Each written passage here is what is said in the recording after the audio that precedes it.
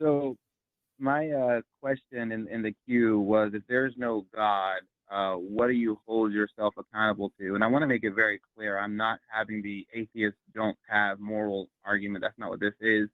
No, it's more of the questioning of the existence of atheists and kind of leaning on the title of the show. So basically, my question is, what do you guys hold yourself accountable to? Or you can go first, or Paul. It doesn't really matter, but I'm sure you probably may have two different things you guys hold yourself accountable. I want to assume that just because you guys are atheists, you have the same. Sure. I mean, I'm kind of keen to hear Paul's answer to this, but for me, I understand that from an evolutionary perspective, there was a time when we didn't yet have, as a species, we didn't yet have supermassive brains. We were not yet geniuses. Not to say that necessarily we are now, but there was a time when we didn't have the supermassive brains, but neither did we have the short response muscle fibers that in the percentage that chimpanzees and such do, that chimpanzees and gorillas and that sort of thing. So we get into a fight with either of them, they're going to just, even though chimpanzees are smaller than they're still going to take us out. 100%. The one thing that we did have, and that chimpanzees studies have shown don't really, they have like, it's not black and white. Yes, you have it. No, you don't. It's like in percentages. Everything is in a matter of degrees.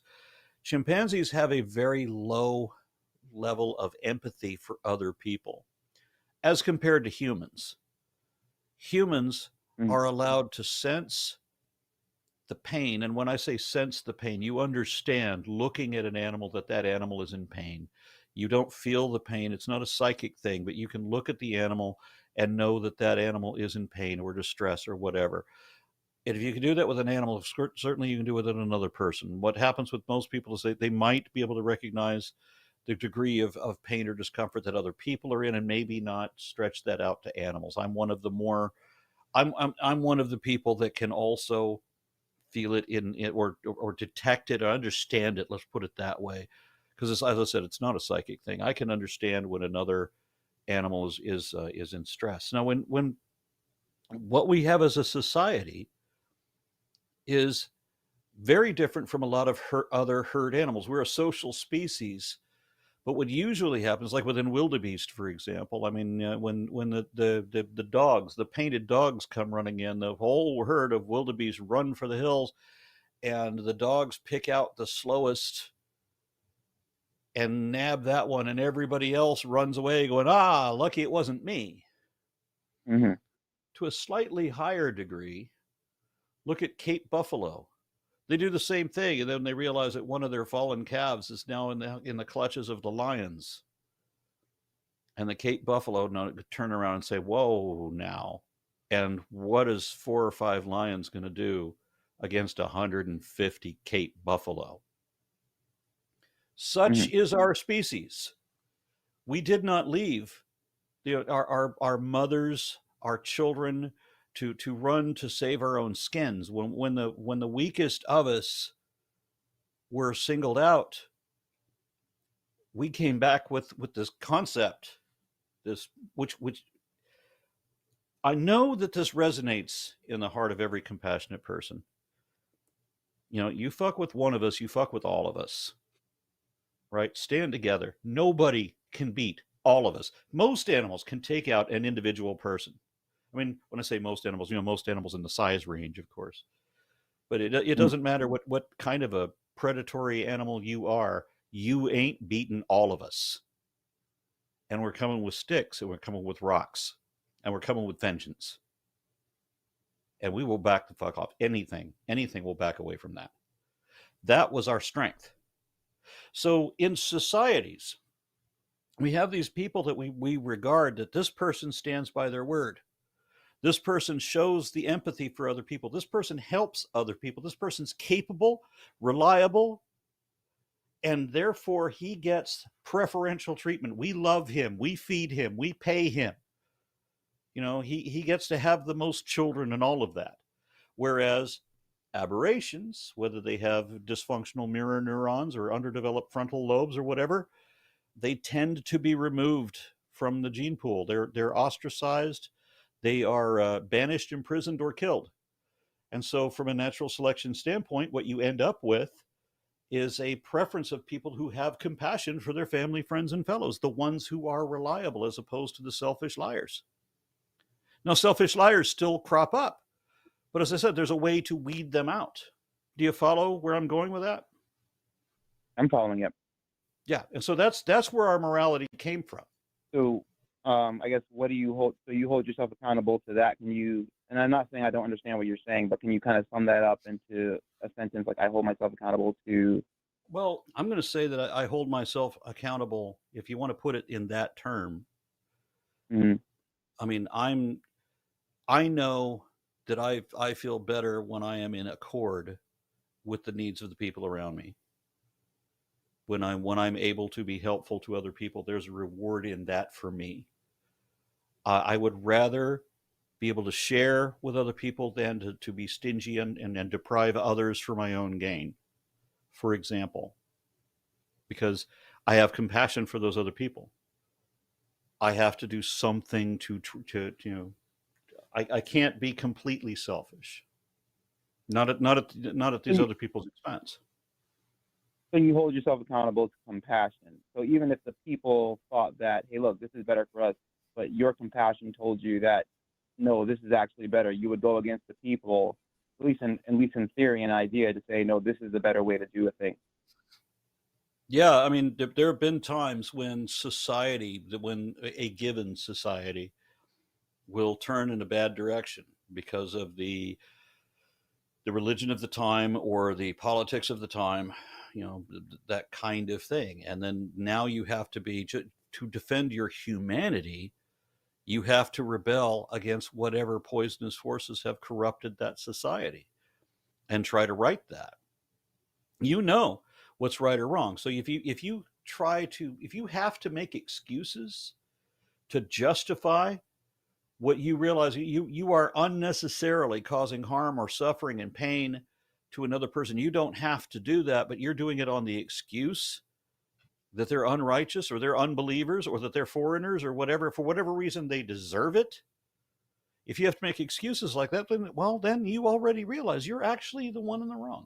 So you would say that the thing that you hold yourself accountable to didn't always exist, but it was evolutionarily birthed, for lack of a better term. Didn't always exist. I don't know that that's true. I know that So it I always know that existed. animals show a great deal of compassion. I have a Mm-hmm. house full of snakes, and most of them understand that I am no threat, and they do not want to hurt me. My heaviest snake accidentally bit me in a feed response, realized I was the wrong person, and backed every tooth out of my arm instantly, and I could tell that it was upset over that. I was once Mm-hmm. feeding a snake that didn't mean to bite me, and it so upset her that she wouldn't feed again for a month. Oh wow. Yeah, so they have remorse. They understand when they've caused the unnecessary harm. I have super predators all around me. I've got dogs and cats, and that any of them could take me out. Well, except for the really little ones, they could take me out. But the thing is, they don't want to. They don't need to. Mm-hmm. They want to be in a social situation because all of us in this house are social animals. Well, the snakes not so much, but they're coming along. When I asked about it being that it always exists, you seem to say that. So I assume maybe that you came from an evolutionary point, but it sounds to me that you would say that you don't know whether it already exists or it evolved. You couldn't tell. Oh, I would have to say that Matthew, it evolved. Yeah. yeah, Matthew, it didn't exist. Ethics didn't exist before sentient creatures. That like so, and sentient Okay, creatures. I that's think everyone on this call enough. agrees that sentient creatures happened a finite time ago, right? Yeah, and we Yeah. understand. We've seen where a dog will save a fish out of water and put it back in the water. We've seen how a hippo will defend a deer against attack dogs or whatever. We've seen where this happens, where some other animal says, you know what, I can step in and I can help, and I'm gonna help. That happens, and that's independent of humans or society. And so, if that exists in other animals, then it must have predated us. But we don't propose that I'm it saying, predated sentient creatures, Matthew. We don't. right. We don't. That's Where that's where it's finite. So you would say that standard is finite. Well, finite Well, there was because a time when there was a time when there was no life on this world. So how could you have ethics with no social species interacting? Try to view things in terms of a dial instead of a switch. Instead of on or off, it's by degrees. Mm-hmm. So I'm just saying. I mean, you are. And this is coming from the assumption that we are the only creatures in the universe. No. Meaning the earthly biological creatures. Yeah, I don't make that assumption. I don't either. Okay, that's fair. That's fair. So Paul, is that the same kind of thing that you hold yourself? I mean, so this is a very or... weird question. This is a very strange question because you are asking us as two individuals what we hold ourselves accountable to. So you're basically asking our personal ethic, but it feels like you are asking about something much more meta. I will respond that my personal ethic is much in line with Aaron's. My personal ethic ideal is that I attempt to minimize suffering and to maximize flourishing. Those definitions of those words are understandably fluid. And I personally can never have perfect knowledge to actually know whether a particular action. I don't actually always have the opportunity to be able to foresee what consequence of my action may well be. So this is always within the confines of what I can personally foresee as well. But I also acknowledge in myself that also through evolution, and all that can be dealt with empathy. Really, it's just empathy. I also understand that I am a tribal creature because I've evolved tribally, and that my primary tribe is always going to be myself, and then the people that I'm related to, and then the people that I love, and then the people that are in my community. Like there's concentric circles, right, of whom I'm going to care more about. I'm going to care more about my dog being injured than a bunch of people being injured that I don't know. And that's just the way we are, right? Because I know my dog better.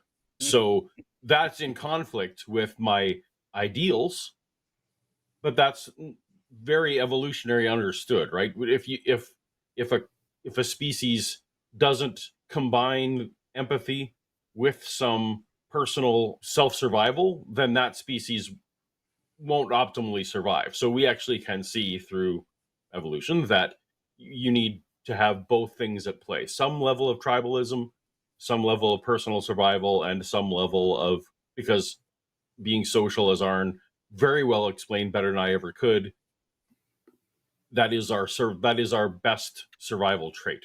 So you asked, at least I saw in the call, if there is no God, what do you hold yourself accountable to? I would say it actually doesn't really matter if, whether there's a God or not. Everyone comes up with their own thing that they hold themselves accountable to, and perhaps that's to nothing at all. Perhaps that's only to their own whims. I see not how that reflects on whether a God exists or not. Can you bring it to me full circle as to... Yeah. There are questions I have, but I want to bring that to full circle just to kind of clarify the air on that. Basically, my idea of God is anything, or someone referring to their God, is something that rules over you, that basically you submit to or hold yourself accountable to, that regardless of yourself, you will choose that over you. But it seems to me that you said something interesting. But you understand that Sirs, hold on. But you understand that has nothing to do with what most people talk about when they talk about God. Most people are talking about a supernatural thing, not just... Most of us are not talking about the federal government. That's not a God. Right. But what I mean by that, this is we have the federal government first, and then we say it's good to listen to the federal government. There's something above. But you're saying that God is merely synonymous with your own personal ethic. Not necessarily. This is more of a piece of the puzzle, not the whole picture, right? So there is something. For example, you mentioned the government. There's something outside of us in a sense that would say it is good to listen to this government if they are doing good things for people. If that No, no, makes no, sense. no, no, no, no. You don't get to say things like that because good is merely an expression of personal preference, right? Good is the extent we all describe good things as the extent to which we like them. So good is not an objective standard in any way until you've determined that there's a shared goal. So Yeah, no the one. reason I mentioned federal government is because you said that God is whatever rules over you, and that's not an accurate Yeah, definition. I understand that, Aaron. Like I said, it's a piece of the puzzle, not the whole thing. But Paul, you said something about if we like it, then that's good. So there are not things that are good that we don't like. No, I said if it best achieves our goals, if we deem something to be good to the extent to which it gets an outcome that we like. Now, I do not like exercise, but I attempt to do it on more than I want to, because an outcome that I want is to be able to live healthier than I do, right? So it's not that I like exercise. So it's all about, we have to agree. In order to agree that something is good, we have to agree that on a particular outcome by which we evaluate what is good or what is bad. So I'm just saying that good is merely a descriptor. It is not in itself an objective. Yeah. Okay. You mentioned something about your dog being harmed. You would care more about that than people dying in the street or something like that. A good amount of people dying. I'm saying that I the way might. Yeah. Yep. Yeah, there's a Sorry. bias toward those that we're familiar with. You know, whether Mm-hmm. it's other people or your dog, depends on the situation. If we're talking about people dying, you have most of us will have a moral obligation that we wouldn't have to make a choice between people dying and our dog dying. That's not realistic, right? When we have a chance to save a handful of people, if we can save our dog at the same time, we're definitely going to make space to save our dog. Paul, would you agree with that as well?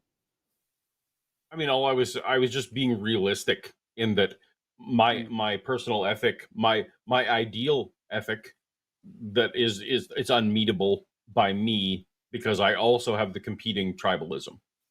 Yeah, And the you got tribalism. 10 children around you. You got 10 children around you, and they all need to be put onto this onto a box car pulling away from a tragic accident where there's like poison gas or whatever. Now, the furthest child from you is your own daughter. You can put on all those other kids before you get to her. Is that what you do? Yeah, that's definitely a tough question. Yeah. I would, and kind of what Paul was saying, I would want to put all the kids on first, and then selfishly. But your daughter's going to be on that selflessly- car. But you understand that everything Aaron and I have said can be completely true on the presumption that there is no supernatural God. There's literally nothing that we've said in this conversation that requires a supernatural God. Are we eventually getting to the supernatural God? Right. So let me do that again. The idea of there is something outside of us, right? That is so natural nature would say either preserve this person or preserve that person. Something outside of us, and you don't have to say it's supernatural, whatever it is. I just want to know what it is. Something outside of us says. No, we've explained this. It's empathy. It's empathy. Aaron explained this at length. It's empathy, and our because we are social species, we value those who do things beyond selfishness. So it's all you have to do is extrapolate. Yeah, our social norms are outside of the individual. I don't know what the fixation is about something outside of us. If you're talking about individuals, you know, the needs of society, the needs of the many outweigh the needs of the few or the one, you know? I mean, yeah. It doesn't have to be a magical non-human thing. That's fine. And I asked this earlier before. If the quote needs of the humans, right, are not in line with, I think you guys said you want to know more, as much true things as possible. Let's just say it's not aligned with truth. Is there a call to stand up, or is it say, well, the needs of the human want this more, so let's do what the needs of the human want, rather than the true thing? We just mixed needs and wants. I Okay, so think that's significant. let's let's move out of want and let's go for, well, I guess then that would be, you would have a certain opinion or an idea that would say, no, you guys may want this, you think you need it, but you really need this. The truth would say you really need Yeah, this, Right. So even though you. so here's a if great all example. all y'all need something, and I want something else, well then fuck me. Right. Yeah. But what I'm saying is that there are people do sometimes think they need something, and the majority of people think they may need something, but it's not what is actually really good for them. Would that be an accurate statement? We've acknowledged that our knowledge is imperfect, and also our goals are sometimes imperfect. For example, climate change is a great example. So, if climate change predictions are correct, then we as a species should do something. But there can be a myriad of differing opinions, all of whom are well-meaning, about how to do something about that, right? Like that's just an imperfection. I mentioned that earlier. It's just an imperfection in our ability to always know what outcomes are. Mm-hmm. So, and I guess, like I said, I was leaning on the question of the show, but I guess outright answering the question, I think a good reason to believe in a God, if a God does exist, would be to have a fully knowledgeable being that does know exactly what the right thing to do is, what people actually need, even though they may feel they want. Is such a being? Let's say there is. Let's say there's a being who has who actually cares about the best possible outcome for species.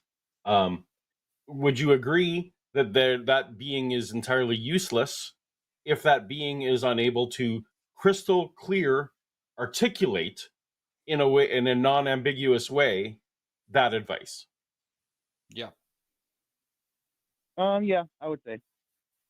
Yeah. Okay. Do you think that we have a being who knows everything, who is able to give us perfect advice, and in a non-ambiguous, crystal clear way communicates that advice to us so that we can take that advice? I'm convinced, yes. Then why hasn't it ever happened?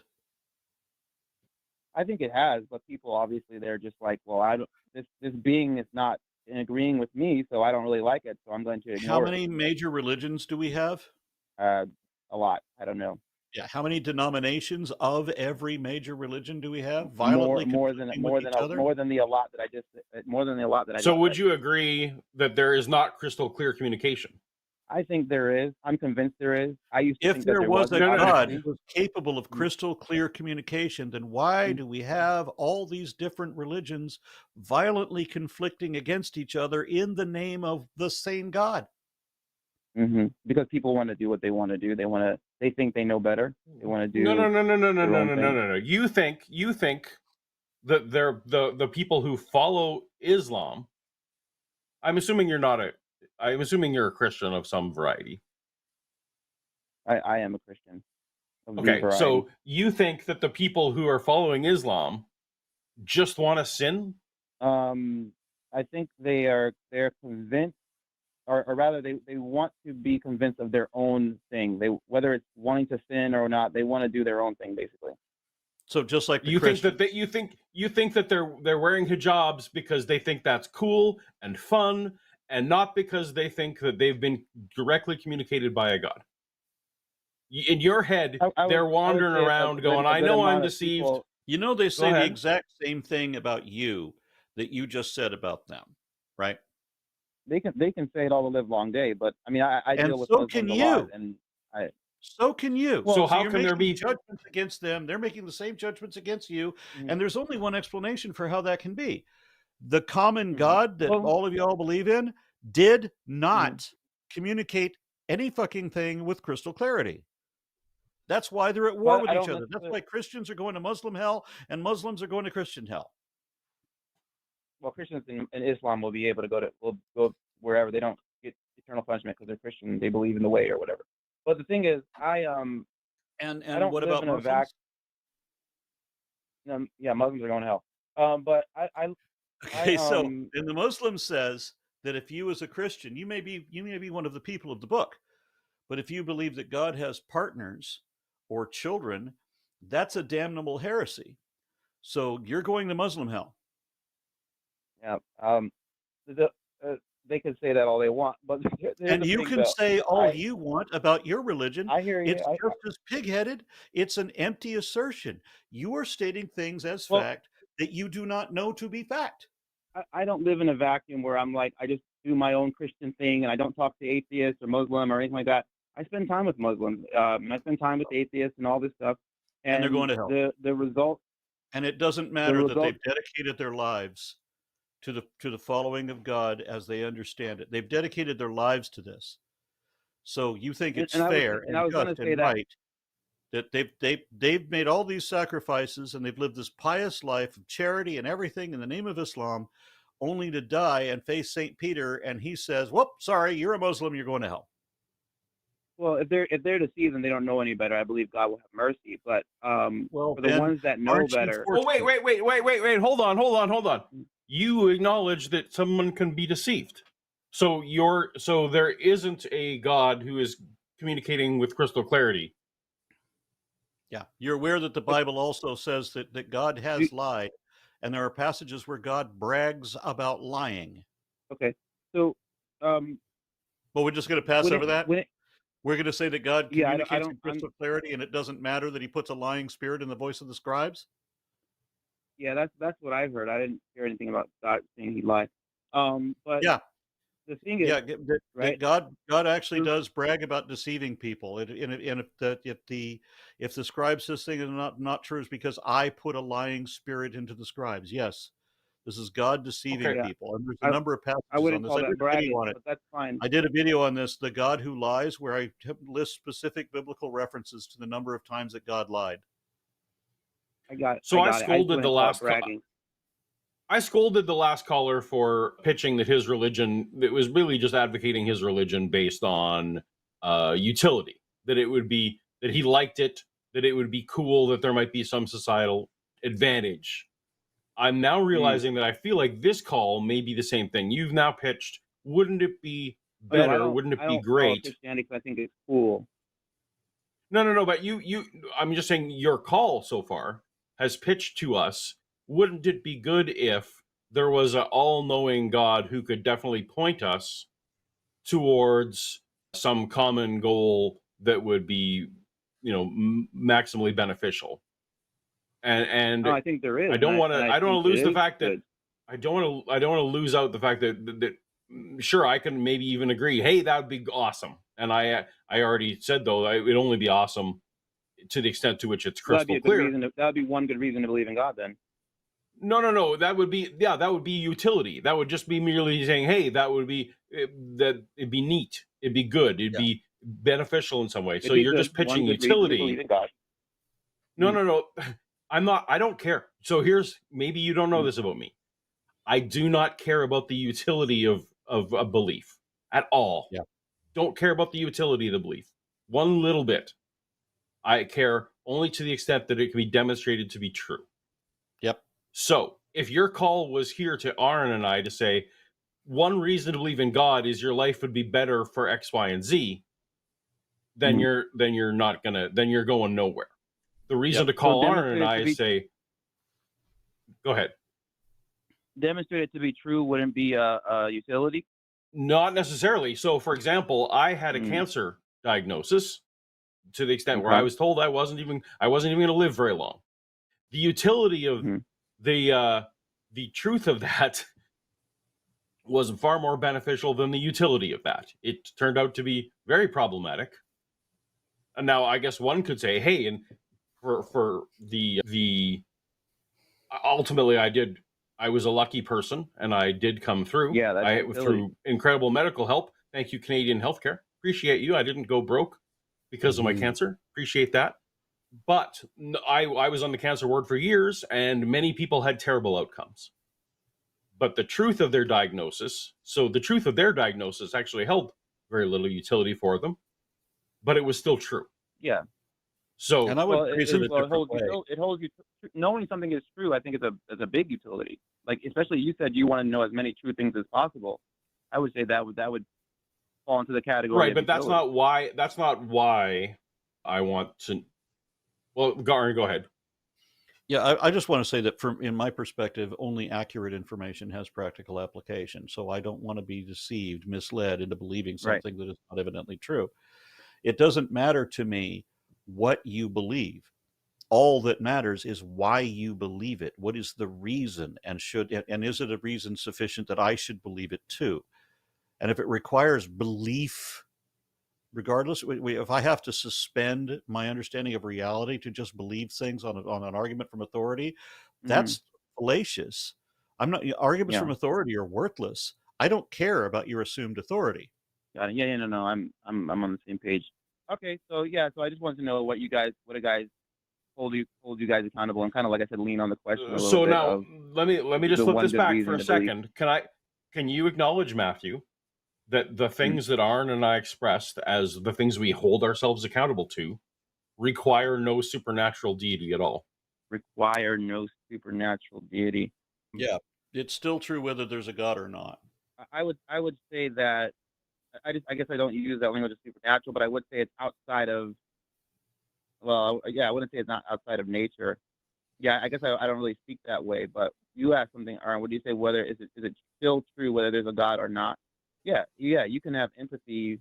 Let's just say in a world where God doesn't exist, Do you mean I don't this think you would one? have anything really.